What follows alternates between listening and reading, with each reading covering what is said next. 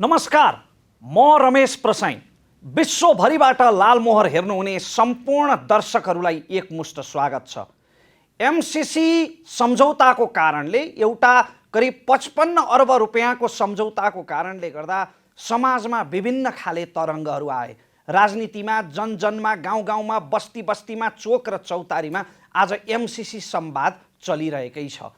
एमसीसीको विषयमा ज्ञान बिना, अध्ययन बिना केवल सस्तो लोकप्रियता लुट्नका लागि हावादारी टिप्पणी गर्नेहरूको त के कुरा गरौँ, तर कतिपय विज्ञहरूको सुझाव चाहिँ के छ भने एमसीसी चाहिने वा नचाहिने होइन, यसमा केही भाष्यहरू फेर्न सकेको भए, यसका केही बुँदाहरूमा परिमार्जन र संशोधन गर्न सकेको भए चाहिँ एमसीसी हामी अनुकूल हुन सक्थ्यो। तर यो एमसीसी सम्झौताको विवादले केही अनौठा खालका प्रश्नहरू पनि जन्माइदिएको छ। हामीले बोल्न पाउने, प्रश्न गर्न पाउने अधिकारका लागि लोकतन्त्र ल्यायौँ। त्यसो भए आज नेकपा माओवादी केन्द्रका अध्यक्ष प्रचण्ड, जसले एमसीसी कांग्रेसले टेबल गरिरहँदा, सरकारले टेबल गरिरहँदा, सत्ता गठबन्धनले टेबल गरिरहँदा सत्ता पक्षको पहिलो लहरमा चुप लागेर मौन धारण गरेर बसिरहनु भयो र उहाँका सांसदहरूले, उहाँको पार्टीका सांसदहरूले विरोध गरिरहे। त्यति बेला ए कामरेड, हामी त यसलाई राष्ट्रघाती भनिरहेका छौँ। यदि यो सन्धि राष्ट्रघाती हो भने यो राष्ट्रघाती सन्धिको पक्षमा उभिने कांग्रेससँग हामी किन गठबन्धन गरिरहेका छौँ भनेर कसैले किन प्रश्न नसोधेको होला? सैनिक ब्यारेकमा कठोर यातना, बोल्न पाउने अधिकारका लागि कालकोठरीमा कठोर यातना भोग्ने, मृत्युको समेत डर नराख्ने एक जमानाका लाल सिपाहीहरू आज बबुरा भएर आफ्नै नेतालाई त्यति एउटा प्रश्न सोध्न पनि नसकेर आदेशका कठपुतली बनेर सडकमा उत्रिएका छन्। नेकपा एमालेका अध्यक्ष केपी शर्मा ओली, जसले एमसीसीको पक्षमा स्पष्टताका साथ आफू सत्तामा रहँदा बोलिरहनु भयो र अहिले फेरि एमसीसी पास गर्ने षड्यन्त्र गर्ने यिनीहरू भनिरहनु भएको छ। युवा सङ्घको, अनेरासो ब्यूको कुनै सचेत मित्रले यो प्रश्न किन सोध्न नसकेको होला कि एमसीसी देशको हितमा छ कि षड्यन्त्र हो भनेर? प्रश्न सोध्ने र प्रश्न नसोध्ने, यो दोसाँधमा, यो दोधारमा एमसीसी टेबल भएको छ। अब यो संसदमा छलफलमा छ। तर सबैभन्दा महत्त्वपूर्ण प्रश्न चाहिँ के हो भने एमसीसी त एउटा विदेशी सम्झौता हो, जनमत विरुद्ध संसद जानै मिल्दैन, चाहिँदैन भने संसदबाट रिजेक्ट गरेर फिर्ता पठाइदिने। तर एमसीसी भन्दा बढी, विदेशीको नियतभन्दा बढी शङ्कास्पद र विवादास्पद चरित्र भएका हाम्रा नेताहरूलाई चाहिँ के गर्ने? यो प्रश्नको उत्तर कहिले भेटिएला? आज एमसीसीका यावत पक्षहरूको विषयमा हामी बहस गर्न गइरहेका छौँ। बहस गर्नका लागि हामीसँग आज एमसीसी सम्झौतामा नेपालीहरूको तर्फबाट हस्ताक्षर गर्ने र संसदमा संयोगवश एमसीसी सम्झौतालाई टेबल गर्ने पनि उहाँ नै हुनुहुन्छ। सञ्चार तथा सूचना प्रविधि मन्त्री ज्ञानेन्द्र बहादुर कार्कीसँग आज एमसीसी सम्झौताका यावत पक्ष र अहिलेको राजनीतिक परिस्थितिको विषयमा हुनेछ बहस। कार्यक्रम पुरै हेर्ने प्रयास अवश्य गर्नुहोला।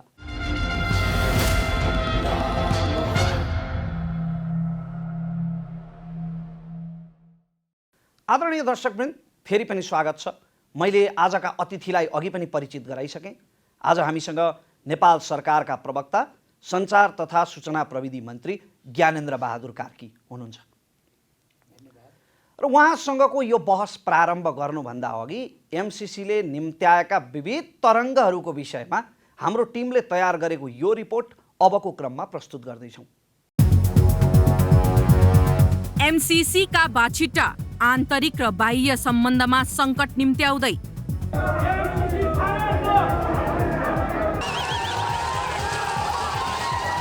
सदन र सडकको विरोधका बावजुद फागुन 8 गते प्रतिनिधि सभाको बैठकमा अमेरिकी सहयोग परियोजना एमसीसी टेबल भयो। माननीय सञ्चार तथा सूचना प्रविधि मन्त्री श्री ज्ञानेन्द्र बहादुर कार्कीलाई नेपाल सरकार र अमेरिकी सहयोग निकाय मिलेनियम च्यालेन्ज कर्पोरेसन बीच भएको अनुदान सहायता सम्झौता प्रस्तुत गर्न अनुमति दिन्छु। सम्झौताको सुरुवातदेखि अहिलेसम्म आउँदा सबै मुख्य राजनीतिक दलहरू कुनै न कुनै रूपमा संलग्न भएको भए पनि यसलाई विशेष गरेर कम्युनिस्ट पार्टीहरूले राजनीतिक दाउपेचको साधन बनाएका छन्। कम्युनिस्ट पार्टीहरूको यही दाउपेचले एमसीसी संसदबाट पास हुने वा नहुने अनिश्चित छ। यो अनिश्चयले मुलुकको आन्तरिक एवं बाह्य सम्बन्धमा गहिरो सङ्कट निम्त्याउने अवस्था सृजना भएको छ। सरकारमा बसेकाहरूले नै आफ्नो सरकारले टेबल गरेको एमसीसीको विरोधमा कार्यकर्ता उतार्ने र जनमानसमा नचाहिने अफवाह फैलाउने कार्यले राजनीतिक दलहरूमा आन्तरिक विभाजनको अवस्था सृजना गरेको छ। एमसीसी एउटा विकास परियोजना हो भन्ने कुरामा सबै राजनीतिक दलहरू सहमत नै भएका हुन्। अहिलेको विवाद भनेको सम्झौताका केही बुदाको भाषा हेरफेर गर्नुपर्छ भन्ने मात्र हो। त्यसमाथि अहिले आएर यस सम्झौतामा भएका जस्तै प्रावधान अन्य विकास सम्बन्धी सम्झौताहरूमा पनि रहेका कुराहरू बाहिर आइसकेका छन्।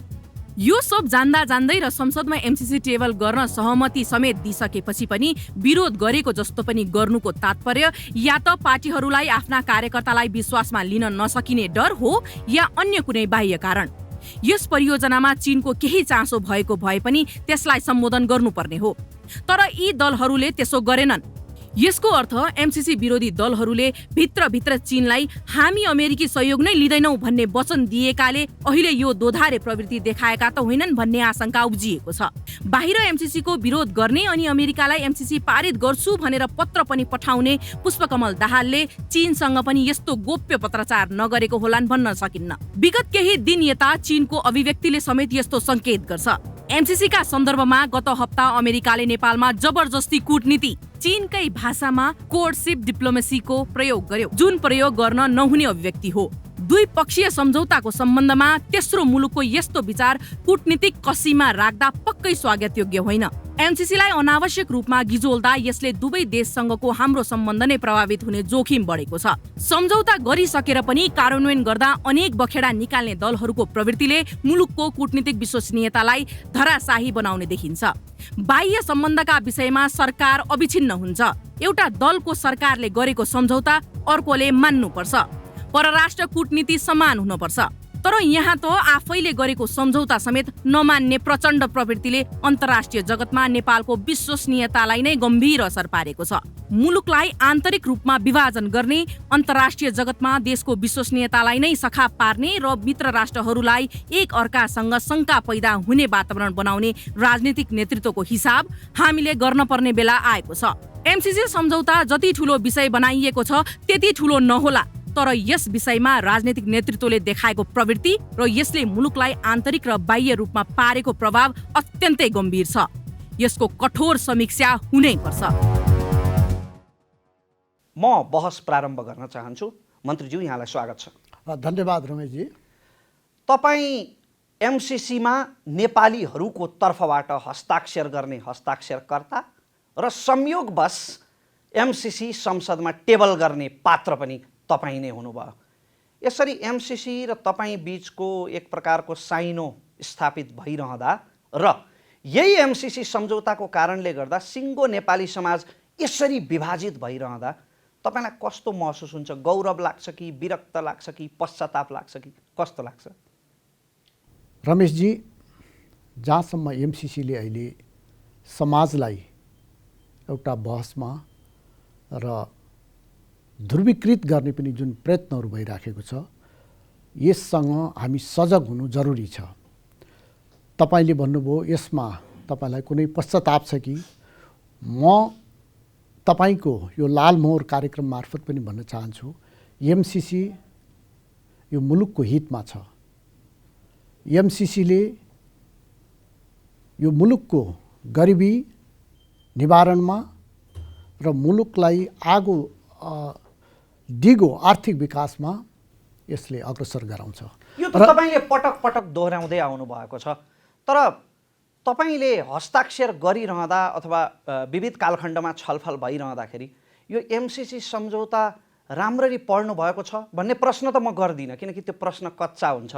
केही विज्ञहरूको भनाइमा चाहिँ एमसीसी सम्झौतामा अलिकति प्रपर नेगोसिएसन, प्रभावकारी गृह कार्य अथवा तपाईँहरूको प्रभावकारी भूमिका हुन सकेको भए केही भाष्यहरू फेर्न सकिन्थ्यो, अझ बढी हाम्रो अनुकूल बनाउन सकिन्थ्यो भन्छन् नि। तपाईँ यो कुरा स्वीकार गर्नुहुन्छ? यसमा प्रश्न गर्ने धेरै ठाउँहरू छ। जस्तो भन्नुहोस्, यही काठमाडौँ सहर बनेको छ, यसलाई अझ यसरी बनाएको भए अझ सुन्दर हुन्थ्यो भन्ने चाहिँ कुराहरू गर्न सकिन्छ।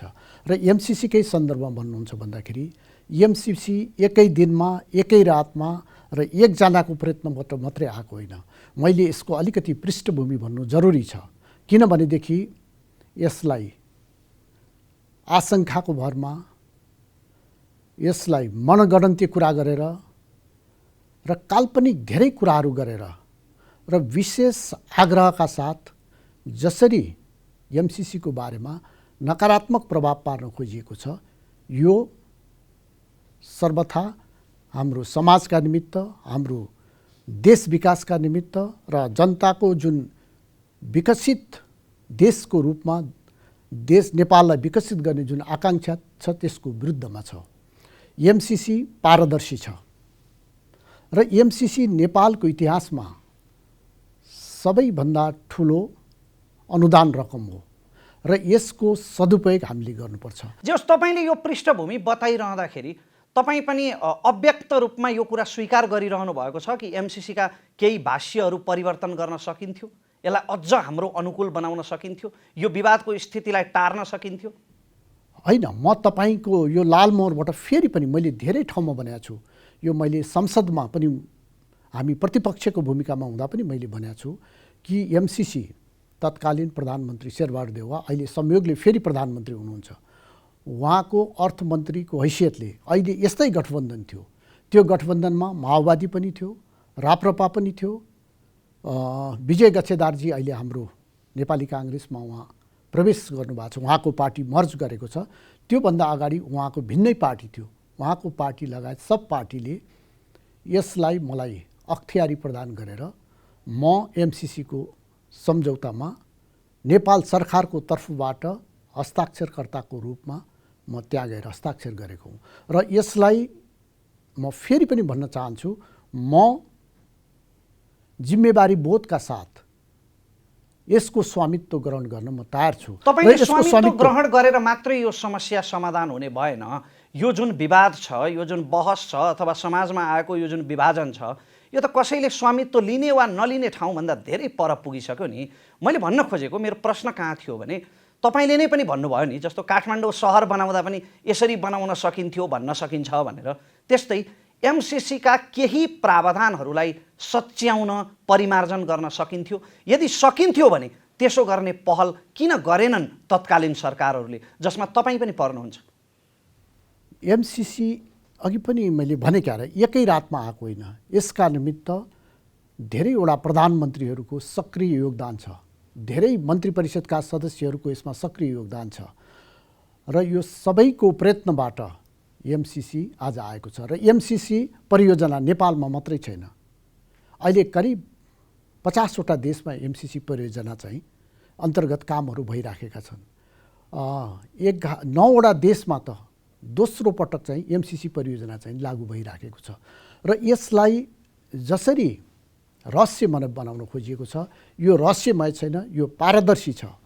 र एमसिसी फेरि पनि म तपाईँको यो लालमोहर कार्यक्रम मार्फत भन्छु, एमसिसीको उद्देश्य यो मुलुकको गरिबी निवारण र यो मुलुकको दिगो आर्थिक विकाससँग सम्बन्धित छ। त्यसैले यसलाई काल्पनिक कुरा गरेर, मनगणन्ती कुरा गरेर, आशंकाको भरमा समाजलाई तरङ्गित गर्नुहुन्न।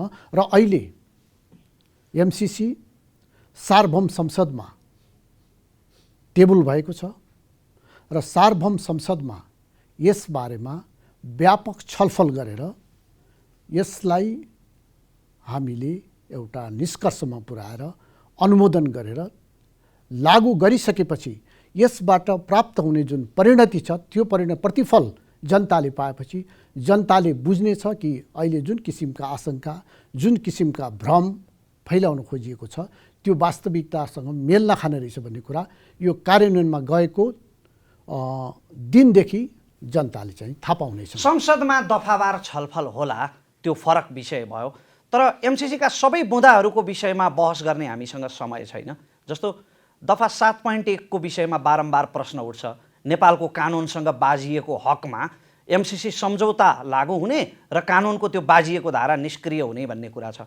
तपाईँ भन्नुहुन्छ र एमसिसीले पनि आफ्नो स्पष्टीकरणमा के भनेको छ भने नेपालको कुनै पनि कानुनसँग, कुनै पनि धारासँग एमसिसी सम्झौता बाजिँदैन भनेको छ। बाजिँदैन भने त्यो क्लज, त्यो धारा त्यहाँ किन राखियो? अर्को तपाईँले दिने तर्क के छ भने वर्ल्ड ब्याङ्कले IMFले दिने ऋणहरू त महँगा हुन्छन्। योभन्दा हाम्रो देशमा आजसम्म पनि ऋण वा अनुदान सम्झौताहरू संसदबाट पारित हुने अभ्यास त थिएन नि। हो यस्ता प्रावधानहरू, यस्ता केही भाष्यहरू परिमार्जन गर्न सकिन्थ्यो कि? तपाईँले जुन धाराको उल्लेख गर्नुभयो, तपाईँलाई अवश्य ज्ञान छ कि हामी भियना कन्भेन्सनका हामी हस्ताक्षरकर्ता हौँ र भियना कन्भेन्सनको आधारमा यो सम्झौता तयार गरिएको छ र कुनै पनि धारा नेपालको कानुनसँग बाजिएका छैनन्। र MCCमा म फेरि पनि रमेशजी मार्फत आग्रह गर्न चाहन्छु, MCCका धाराहरू पढ्नका निमित्त म आग्रह गर्छु। नेपालको संविधानभन्दा MCCका धारा उपधारा माथि छैनन् भन्ने कुरा त्यहाँ स्पष्ट साथ लेखिएको छ। तपाईँ आउँदै हुनुहोला, यहाँ यति धेरै हामीलाई चाहिँ प्रश्न गर्ने परिस्थितिको सिर्जना भएको छ, यसलाई म नकारात्मक रूपमा लिन्न। यो चाहिँ इन्डो पेसिफिकसँग चाहिँ यो इन्डो पेसिफिकको अङ्ग हो भनेर भन्छन्, तपाईँ त्यसमा पनि आउनुहोला। म भन्न चाहन्छु त्यो कुरा के बुझ्नु जरुरी छ भन्दाखेरि यो सेप्टेम्बरमा 2017 सन् 2017 सेप्टेम्बरमा यो सम्झौता भएको। सन् 2017 नोभेम्बरमा ट्रम्प जितिसकेपछि पेसिफिकको कन्सेप्ट चाहिँ नै आएको हो र यो कुनै धारामा कुनै उपधारामा काहीँ पनि यसको चाहिँ नि पेसिफिकसँग न यसको साइनो छ, न यसको सम्बन्ध छ, न काहीँ कुरा उल्लेख गरिएको छ। त्यसै यसलाई भ्रमित गर्नका निमित्त पेसिफिकको एउटा अङ्ग हो भनेर भनिदिएको छ। त्यो सर्वथा होइन।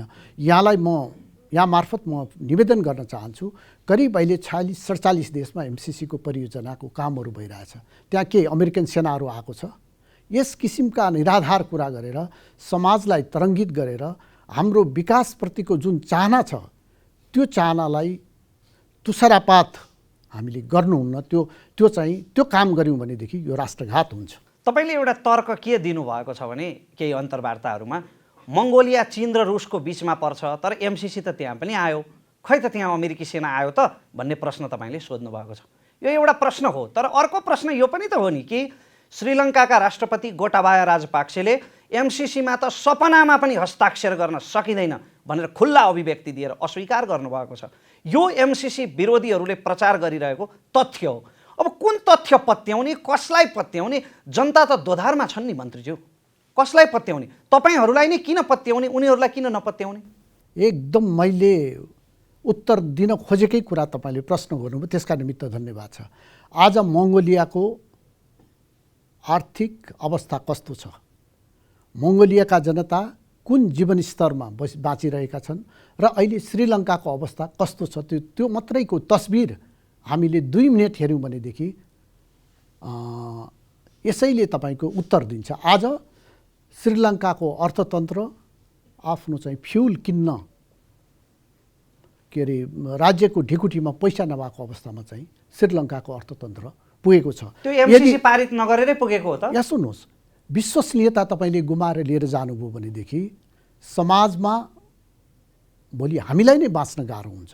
यदि MCCलाई हामीले चाहिँ यिनै आशंकाका भरमा, यिनै मनगन्ती कुराको भरमा, यिनै अपव्याख्याको भरमा यदि हामीले MCCलाई यो मुलुकबाट धपायौँ भनेदेखि हाम्रो अन्तर्राष्ट्रिय जगतमा जुन विश्वसनीयता छ त्यो विश्वसनीयता समाप्त भएर जान्छ र MCC मात्रै जाँदैन। जसरी अरुण थड जाँदाखेरि लामो समयसम्म मुलुक अन्धकारमा बस्नु पर्यो, त्यसले दूरगामी मुलुकको राष्ट्रिय अर्थतन्त्रमा जुन असर गर्यो, त्यस्तै यसले हाम्रो विकास गर्ने जुन हाम्रो चाहना छ, विकास गर्ने जुन हाम्रो लक्ष्य छ, त्यसका निमित्त हामीलाई अनुदान चाहिन्छ, सहयोग चाहिन्छ, ऋण चाहिन्छ। त्यसका निमित्त भोलि अन्तर्राष्ट्रिय जगतबाट हाम्रो विश्वसनीयता समाप्त भएपछि ती ढोकाहरू पनि बन्द हुन्छन्। म मेरै प्रश्नमा फर्किन चाहन्छु। तपाईँले जुन कुरालाई अपव्याख्या भन्दै हुनुहुन्छ त्यो तपाईँका सत्ता साझेदारहरूले गरिरहेको व्याख्या हो। अब जनताले कुन व्याख्यामा विश्वास गर्ने त? अहिले सत्ता साझेदारहरू जो हुनुहुन्छ, जस्तो भन्नुहोस् बाबुराम भट्टराईको पालामा यो प्रारम्भ भएको, त्यसपछि खिलराज रेग्मी आउनुभयो, उहाँको कार्यकालमा पनि यसलाई अगाडि बढाएर लगिएको छ। त्यसपछि सुशील कोइराला आउनुभयो, उहाँको कार्यकालमा पनि यसलाई अगाडि बढाएर लगिएको छ। त्यसपछि गएर केपी शर्मा ओली आउनुभयो, उहाँको कार्यकालमा पनि यसलाई अगाडि बढाएर लगिएको छ।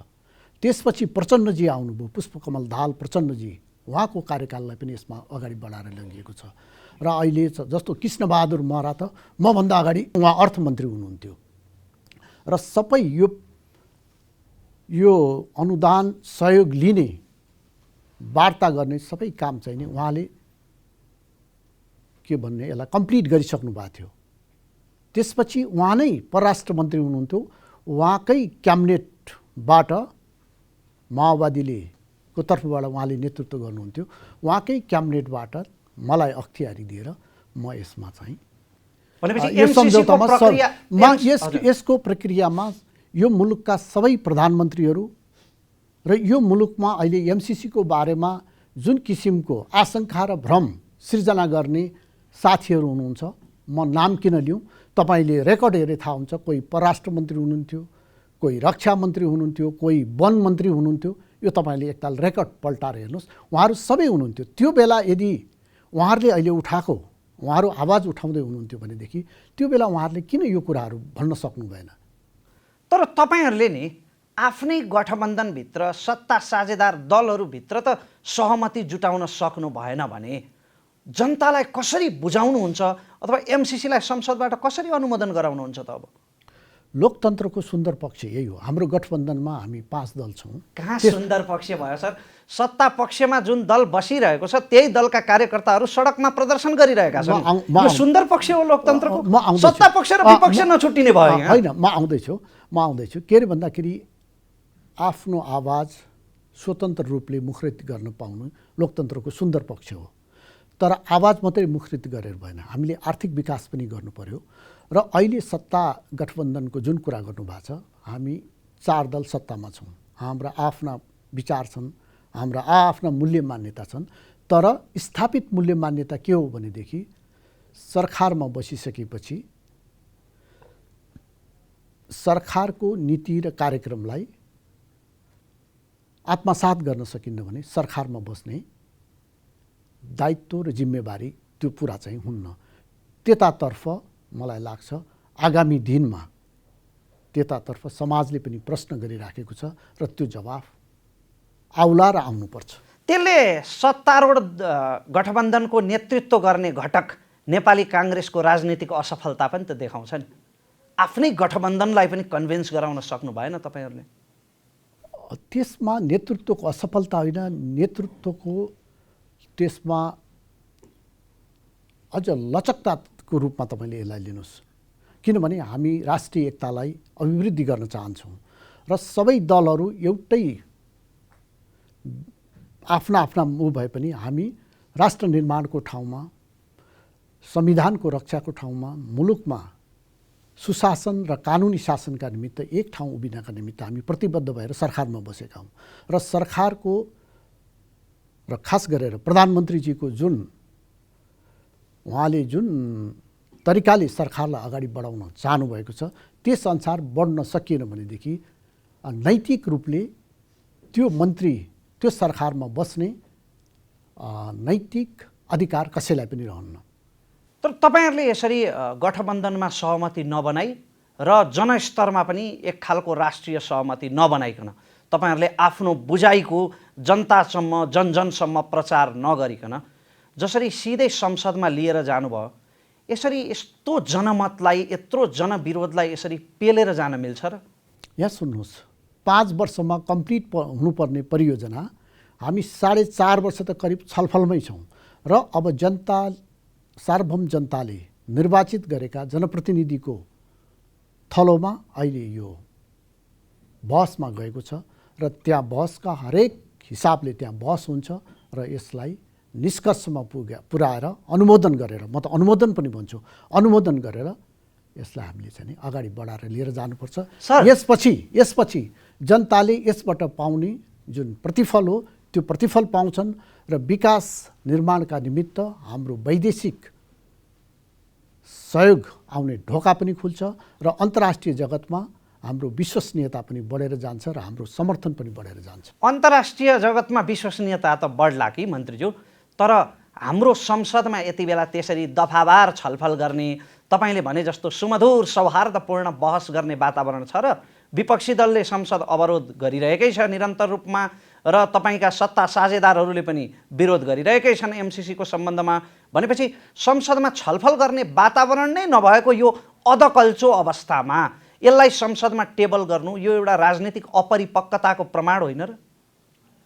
यो राजनैतिक अपरिपक्वताको होइन, यसलाई राष्ट्रिय एकताका साथ अगाडि बढाउनका निमित्त संसदभन्दा उपयुक्त थलो अर्को कहीँ हुन्न। यो सडकमा होइन, संसदमै छलफल गर्नुपर्छ र संसदमै छलफल हुन्छ र मलाई आशा छ कि यो सहमतिका साथ पारित भएर अनुमोदन हुन्छ।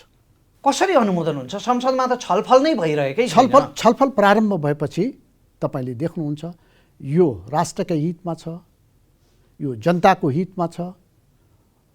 अब यो छलफल प्रारम्भ भएपछि कसरी कति सौहार्दपूर्ण रूपमा अगाडि बढ्छ त्यसमा पनि हामी पछि आउनेछौँ।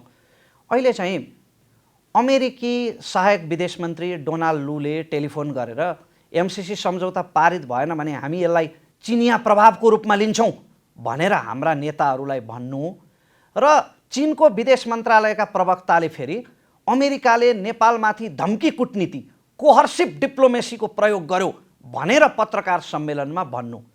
यो दुईटा महाशक्तिहरू बीचको स्वार्थको द्वन्द्वलाई कूटनीतिक रूपमा व्यवस्थापन गर्न कहाँनिर चुक्यौँ हामी, कहाँनिर चुक्नुभयो तपाईँहरू? यसलाई हामीले नेपालीले नेपाललाई केन्द्रबिन्दुमा राखेर हामीले निर्णय गर्नुपर्छ। व्यक्तिभन्दा राजनैतिक दल ठुलो होला, तर राजनैतिक दलभन्दा देश ठुलो हो। त्यसैले हामीले हाम्रो गन्तव्य राष्ट्रिय हितलाई केन्द्रमा राखेर हाम्रो गन्तव्य अगाडि बढाउनु पर्दछ र त्यो गन्तव्य अनुसार हामी हिँड्नुपर्छ र त्यो गन्तव्यमा जानका निमित्त हामीलाई संसदले पुरा सहयोग गर्दछ। यो त आदर्श भयो सर, प्रश्न त जहाँको त्यही छ नि। आदर्श हाम्रो विषयमा, हाम्रो आन्तरिक विषयमा दुईटा महाशक्तिहरू टिप्पणी गरिरहेका छन्। यो हाम्रो कूटनीतिक असक्षमता देखिँदैन र यसले?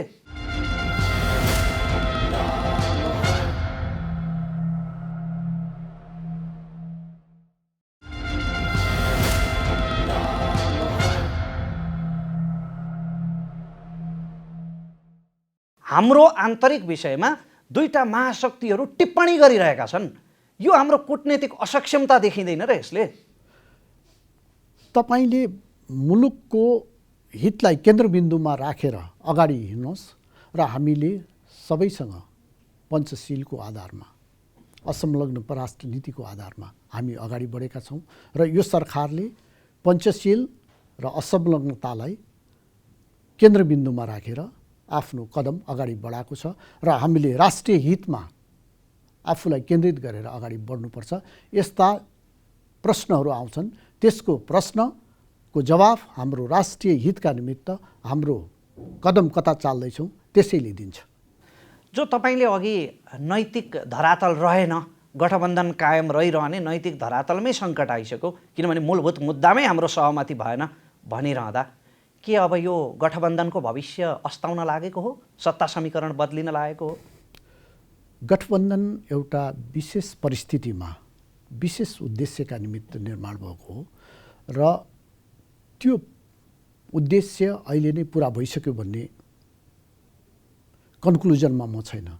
यो गठबन्धन रहनुपर्छ, तर सरकारका जुन न्यूनतम मूल्य मान्यताहरू छन्, सरकार चलाउने र संसदीय परम्पराका जुन अभ्यासहरू छन्, ती अभ्यासलाई हामीले आत्मसात गर्न सकेनौँ भनेदेखि यसले समस्या सिर्जना गर्न सक्छ र मलाई लाग्छ त्यस्ता समस्याहरू नआउलान्। तर तपाईँहरूले पनि त त्यो अन्यललाई प्रोत्साहन त गर्नुभयो नि एमसिसीको सम्बन्धमा। त्यो अन्यललाई, त्यो एक प्रकारको कन्फ्युजनलाई तपाईँहरूले पनि त प्रोत्साहन गर्नुभयो नि।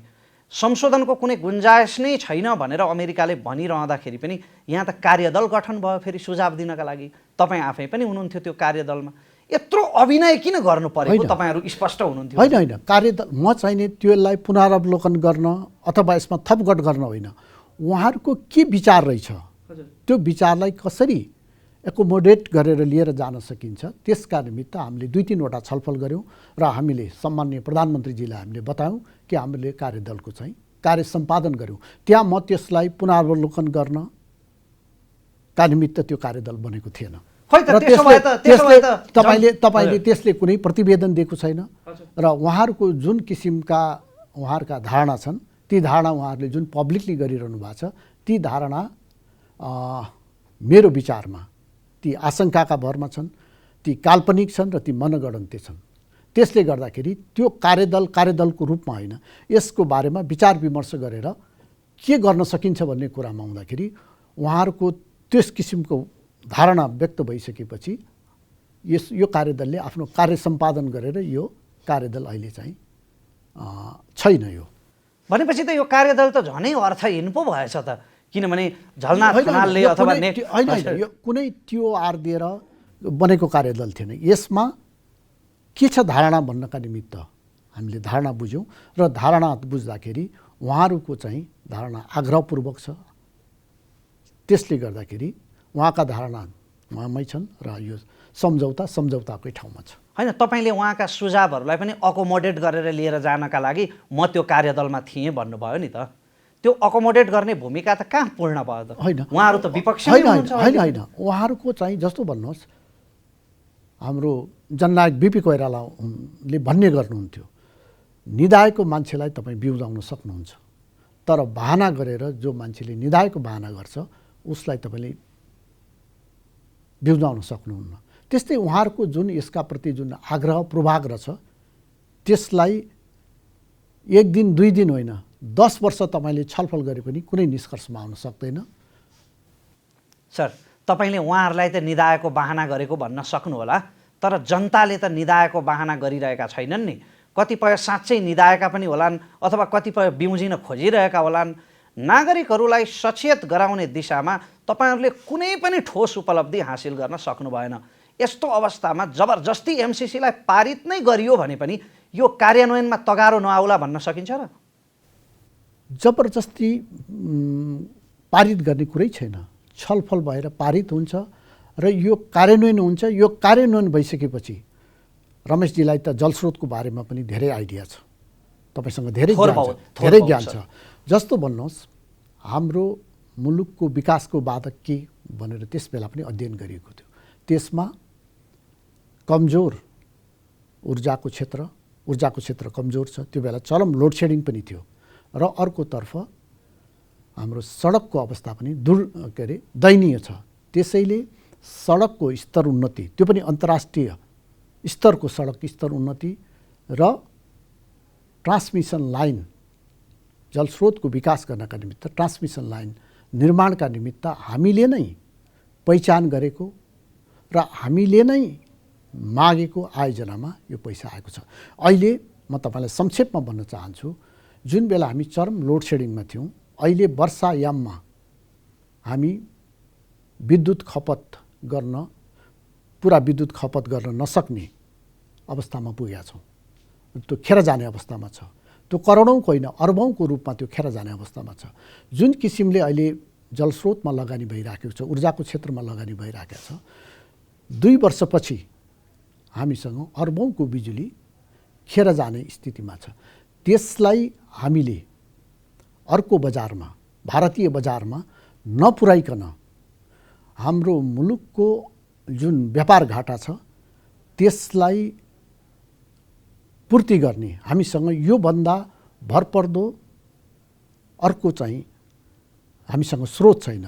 र मलाई लाग्छ मुलुकको यो हाम्रो जुन गरिबी छ, यो गरिबी हटाउनका निमित्त जलस्रोतको महत्त्वपूर्ण भूमिका छ। त्यसमा पनि ऊर्जा क्षेत्रको महत्त्वपूर्ण भूमिका छ। यो ट्रान्समिसन लाइन हामीले निर्माण गरिसकेपछि हामीले उत्पादन गरेको विद्युत हाम्रा लागि खपत गर्ने र बाँकी रहेको विद्युत हामीले चाहिँ बाहिरको बजारमा, भारतको बजारमा अहिले बङ्गलादेशसम्मको कुरा आइरहेछ, त्यो बजारमा पठाउनका निमित्त ट्रान्समिसन लाइन चाहिँ नि कोसे ढुङ्गा साबित हुन्छ। त्यसैले यसलाई हामीले चाँडोभन्दा चाँडो 5 वर्षमा यो कम्प्लिट गर्नुपर्छ। तर 5 वर्षमा कम्प्लिट गर्नुपर्ने आयोजना हामी 4.5 वर्ष त यस्तै निरर्थक बहसमा हामीले खेरा फालेका छौँ। त्यसैले संसदमा सार्थक बहस भएर यसलाई कार्यान्वयनमा लिएर जानुपर्छ। यसले हाम्रो मुलुकको गरिबी हटाउन हामी सबैको, चाहे पहाडमा बस्ने होस्, चाहे मधेसमा बस्ने होस्, चाहे हिमालमा बस्ने होस्, हामी सबै नेपालीको ओठमा हाँसो ल्याउने आयोजनाको रूपमा यो विकसित हुन सक्छ। त्यो दिशातर्फ यसले हामीलाई चाहिँ अगाडि बढाउँछ। सर, यी त सबै तर्क त हुन् नि। तपाईँले निरर्थक बहसको कुरा गरिरहँदा एमसिसीका विरोधीहरूसँग पनि यस्तै तर्क छन्। त्यो तर्क, एउटा तर्क कस्तो छ भने नेपालमा आफ्नै कर्मचारी कल्याण कोष, नागरिक लगानी कोष लगायतका कोषहरूमा 6 खर्ब रुपियाँभन्दा बढी रकम छ। 55 अर्बको सहयोग के ठुलो कुरा हो र भन्ने एउटा तर्क पनि छ।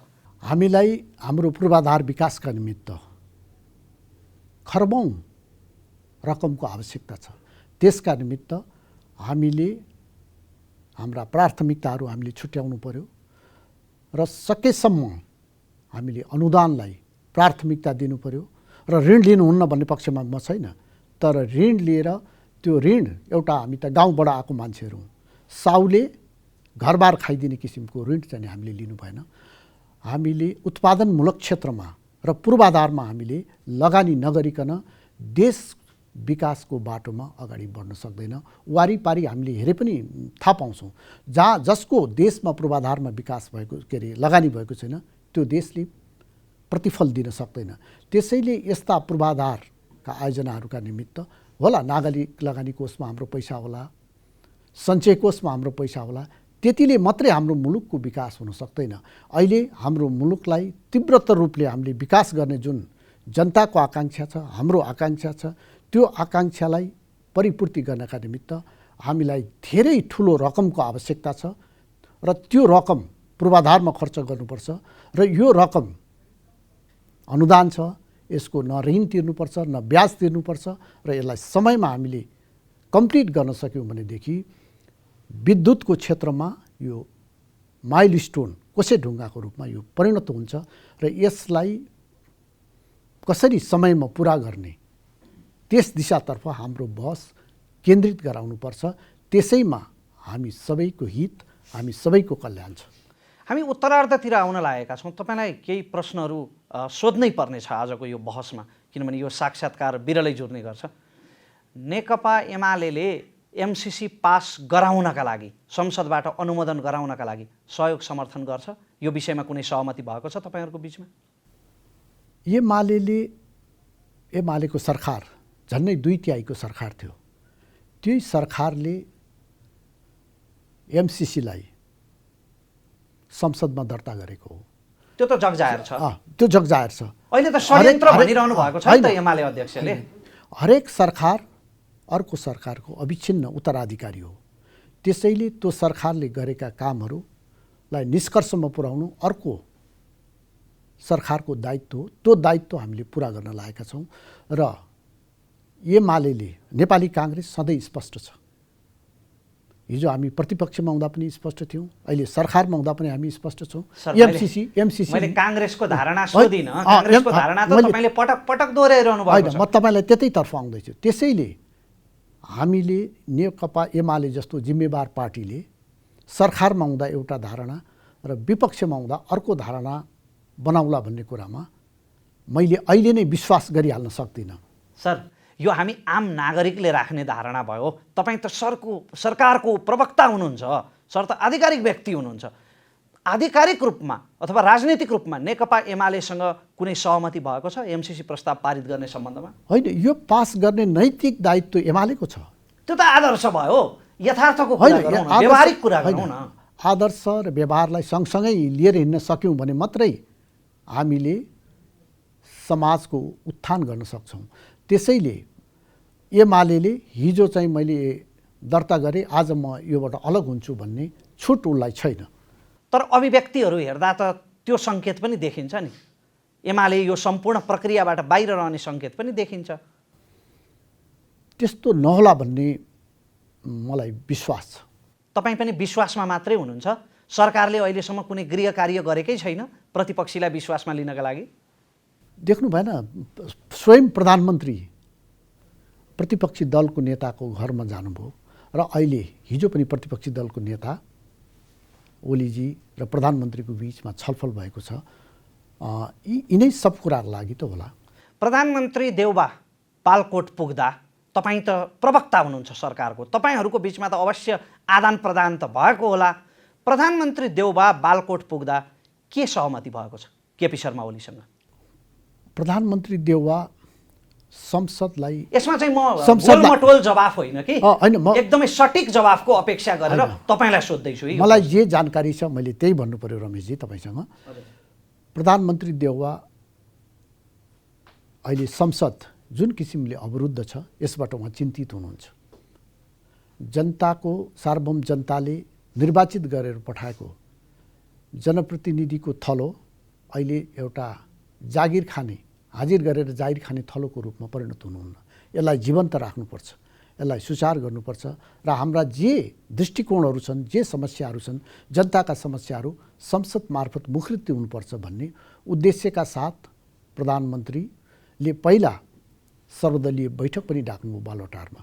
त्यसमा प्रमुख प्रतिपक्षी दलको नेता केपी शर्मा उपस्थित हुनु भएन, जुन उपलब्धिहीन भएर टुङ्गियो। उपस्थित हुनु भएन। म यसलाई उपलब्धिहीन भन्दिनँ, यी त प्रक्रियाहरू हुन्। त्यसपछि फेरि उहाँ आफै जानुभयो र वार्ता भइरहेछ र उहाँहरूको बिचमा वार्ता हुनुलाई एउटा सकारात्मक रूपमा लिनुपर्छ। यसलाई स्वाभाविक र सकारात्मक रूपमा लिनुपर्छ। ओलीले सहमति जनाए त संसद सुचारू गर्न? यो छलफलकै क्रममा छ र ओलीजीले पनि अब जस्तो भन्नुहोस्, ओलीजीको पनि दायित्व संसदलाई प्रभावकारी बनाउने, संसदलाई जीवन्त बनाउने दायित्व प्रमुख प्रतिपक्षी दलको पनि हो र त्यो दायित्वबाट उहाँ भाग्न पाउनुहुन्न। यदि त्यो दायित्वबाट उहाँ भाग्नुभयो भने त्यसको जवाफ नेकपा एमाले इतिहास र नेपाली जनतालाई दिनुपर्छ। सर, त्यसो हो भने प्रतिपक्षी दलले आफ्नो अवरोध जारी नै राख्यो भने त एमसीसी संसदबाट पारित हुने सम्भावना त न्यून रह्यो। एमसीसी पारित भएन, अनुमोदन भएन भने के हुन्छ? What next? सम्भावनाहरू अनेक छन्, तर एमसीसी संसदबाट पारित नहुनुपर्ने कुरा म देख्दिनँ।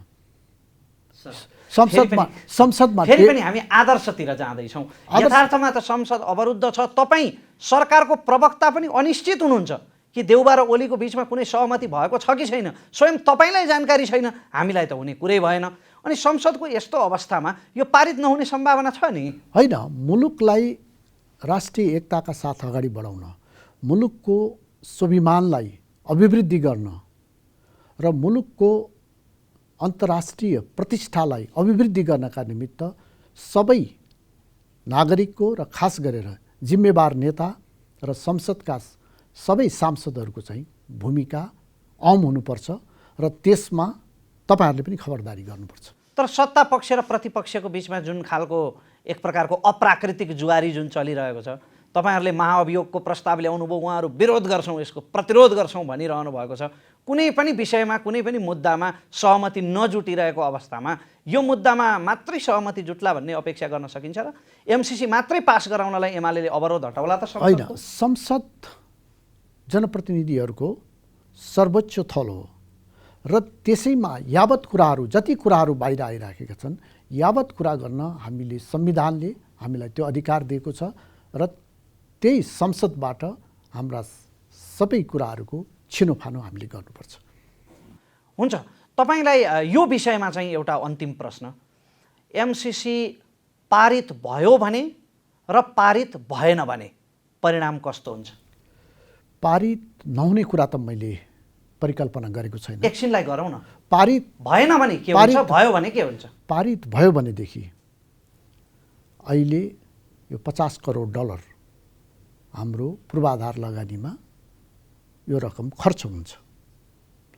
त्यति मात्रै होइन, हाम्रो नेपाल सरकारको तर्फबाट पनि 13 करोड अमेरिकी डलर यसमा खर्च हुन्छ र यसले अन्तर्राष्ट्रिय जगतमा हाम्रो विश्वसनीयता अभिवृद्धि गर्छ र देशको यो चाहिँ फेरि तपाईँले अन्यथा भन्नु होला, हाम्रो जो वर्तमान प्रधानमन्त्री हुनुहुन्छ उहाँको अन्तर्राष्ट्रिय जगतमा जुन किसिमको विश्वसनीयता छ त्यसले अभिवृद्धि गर्दाखेरि नेपाललाई नै फाइदा हुन्छ र यस्ता ठुल्ठुला रकमहरू, अनुदान रकम र देश विकासका निमित्त अरू रकमहरू मुलुकले प्राप्त गर्नेछ र मुलुकमा पूर्वाधारको विकास भएर देश समृद्धिको दिशामा अग्रसर हुनका निमित्त यो सहायक सिद्ध हुनेछ। यदि पास भएन भनेदेखि यो हाम्रो मुलुकका लागि दुर्भाग्यपूर्ण हुनेछ र यसले हाम्रो विकासलाई दीर्घकालसम्म नकारात्मक प्रभाव र अन्तर्राष्ट्रिय जगतमा नकारात्मक सन्देश दिनेछ। पारित भएन भने गठबन्धन टुट्छ कि टुट्दैन? एक शब्दमा गठबन्धन त तपाईँको गठबन्धन पारित गर्नका निमित्त एक ठाउँमा उभिनुपर्छ। उभिएन भने के हुन्छ सर? उभिनुपर्छ भन्ने त आदर्श भयो, उभिएन भने माओवादीले विरोध जारी राखेको होइन। संसदीय मूल्य मान्यता र पद्धति अनुसार के हुन्छ त्यो तपाईँ आफै भन्नु। सर घुम्दै फिर्दै रुम्जाटार भने जस्तो जहाँको त्यहीँ छौँ हामी। मैले सटिक उत्तर चाहेको, गठबन्धन टुट्छ कि टुट्दैन एमसिसी पारित भएन भने? एमसिसी सरकारले ल्याएको एउटा प्रस्ताव हो, त्यसैले यसलाई पारित गराउने दायित्व र उत्तरदायित्व पनि म भन्छु र उत्तरदायित्व पनि गठबन्धनको छ। लिएनन् भने, निभाएनन् भने नेकपा यसले र यदि म उत्तरदायित्वबाट जवाबदेहिताबाट म वञ्चित भएँ भनेदेखि त्यसको परिणाम के हुन्छ तपाईँ आफै भन्न सक्नुहुन्छ। सरले साङ्केतिक रूपमा भनि नै सक्नु भएको छ। अब एउटा अन्तिम प्रश्न, यो कार्यक्रमको यो बहसको अन्तिम प्रश्न, यो स्थानीय चुनाव जुन हुन गइरहेको छ, यो गठबन्धन चाहिँ तपाईँले भने जस्तै फरक मूल्य मान्यताको सङ्गम, यो अनौठो सङ्गम भयो एक प्रकारको। यो सङ्गम जुन भएको छ यसले चुनावमा निरन्तरता पाउँछ कि पाउँदैन? स्थानीय चुनावमा स्थानीय चुनावलाई स्थानीय सरकार हामीले संविधानले परिकल्पना गरेको छ र यो स्थानीय सरकारलाई अझ प्रभावकारी बनाउन, अझ जनताको घर दैलोमा यसलाई सशक्त रूपले उपस्थित गराउनका निमित्त यसमा हामीले यसलाई एउटा पर्वकै रूपमा अगाडि बढाउनुपर्छ र स्थानीय तहको निर्वाचन तोकिएकै मितिमा सम्पन्न हुन्छ र यसमा कसरी तालमेल हुन्छ त्यो आगामी दिनका हाम्रा कदमहरूले चाहिँ प्रश्न पार्छ। आजसम्मको लक्षण के देखिन्छ? अथवा तपाईँले आगामी दिनका कदम भन्नाले के इङ्गित गर्नुभएको? माओवादी र नेकपा यसले यो एमसिसी पारित गराउन सघाए भने चाहिँ गठबन्धनले निरन्तरता पाउँछ भन्नुभएको हो? होइन, गठबन्धनका जुन मूल्य मान्यता छन् त्यसअनुसार हामी सबै अगाडि बढ्नुपर्छ र त्यो काङ्ग्रेसभित्र त्यस प्रकारको सहमति बनिसकेको छ। यदि एमसिसी पास गर्न सघायो भने चाहिँ चुनाव पनि गठबन्धनमै लड्ने भन्ने सहमति बनेको छ।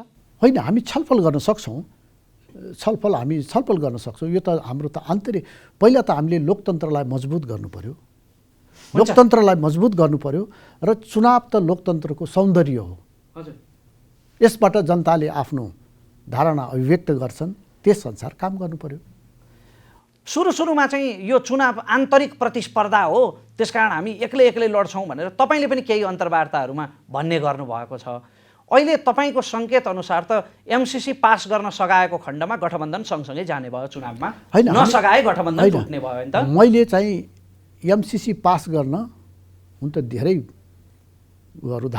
पत्र पत्रिकामा धेरै कुराहरू आइरहेका छन्। एमसिसी पास गर्नमा गठबन्धन एक ठाउँमा उभिन्छ भन्ने मेरो अहिलेसम्म पनि सोचाइ छ। उभियो भने निरन्तर हुन्छ।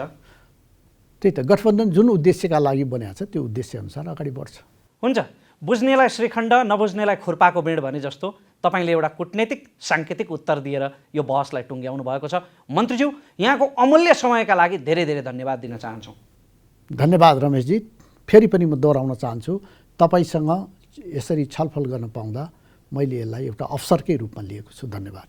आदरणीय दर्शकवृन्द, आजको बहसलाई यहीँ टुङ्ग्याउँदै अर्को साता अन्य अतिथि र अन्य विषयवस्तुका साथ उपस्थित हुने बाचा गर्दै सम्पूर्ण टिमसँगै रमेश प्रसाईँ लालमोहरको आजको श्रृङ्खलाबाट आज्ञा चाहन्छ। नमस्कार।